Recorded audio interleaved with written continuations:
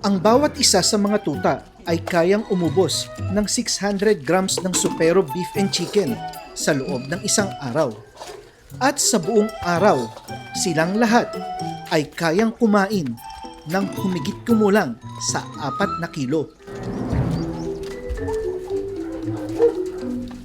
Magkakahiwalay sila ng bowl kapag sila ay pinapakain.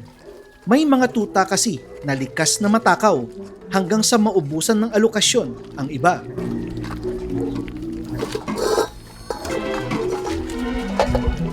Sadyang mas mabilis kumain ang ibang tuta at dahil sa kanilang pakiramdam na sila ay gutom pa, pupunta sila sa mga bowl ng kanilang kapatid na mabagal kumain upang ito ay agawan ng pagkain.